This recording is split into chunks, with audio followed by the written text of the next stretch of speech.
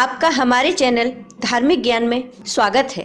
हमारे नए वीडियो देखने के लिए सब्सक्राइब बटन और बेल आइकॉन पर क्लिक करें। आज मैं बताने जा रही हूँ आला उदल के परम बलशाली भाई मलखान के बारे में और मलखान की मृत्यु कैसे हुई। आला उदल के पिता दो भाई थे, दशराज व बच्छराज। दशराज के पुत्र आला उदल थे और बच्छराज के मलखान और सुलखान। आला उदल और मलखान चंदेल राजा परमाल के अजय सेनापति थे। परमाल ने इनका पालन पोषण अपने पुत्रों की तरह किया था। जब तक आला उदल मलखान जीवित थे, राजा परमाल का राज्य चारों ओर से सुरक्षित था। मलखान तो इतने वीर थे कि अकेले ही चौहानों से चंदेल राज्य को सुरक्षा प्रदान किए हुए थे।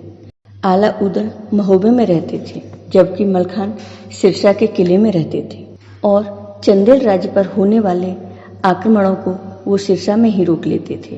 मलखान चंदेल राज्य के अजय प्रहरी थे, जो सिरसा में रहकर महोबे को सुरक्षित किए हुए थे।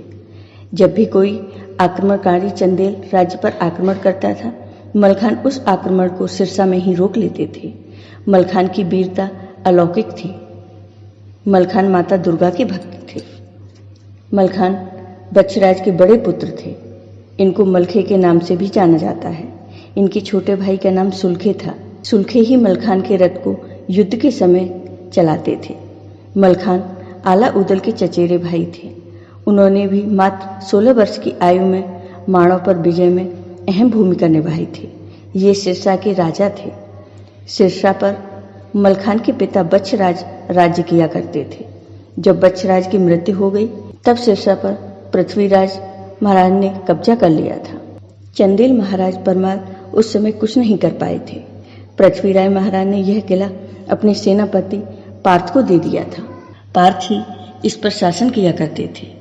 माणों की विजय के बाद जब मलखान को पता चला कि सिरसा उनके पिता बच्छराज का राज्य है और आज उस पर पार्थ शासन कर रहा है, तो मलखान ने सिरसागढ़ पुनः लेने की ठान ली।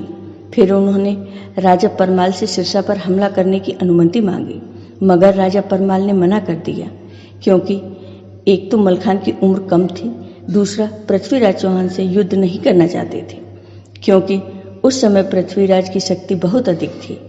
दिल्ली की तुलना में महोबा उस समय कमजोर था, लेकिन मलखान का हम राजा परमाल का आदेश मानने वाले थे। उन्होंने तो सिरसा विजय का निश्चय कर लिया था। अपने कुछ साथी लेकर मलखान ने बिना बताए अकेले ही सिरसा पर हमला कर दिया और सिरसा को जीत लिया। जब मलखान ने सिरसा जीत की खबर महोबे भेजी, तो राजा परमाल और रानी मल्हना सभी बहुत खुश हुए, क्योंकि राजा परमाल ने फिर से अपने राज्य का एक हिस्सा हासिल कर लिया था। जब पार्थ की हार का समाचार पृथ्वीराज को मिला, तो उन्होंने कुछ समय बाद अपने कुछ सामंतों को सिरसा विजय के लिए भेजा, परंतु वे सभी मलखान से हार गए। इसी तरह युद्ध चलते रहे और हर बार मलखान जीतते रहे।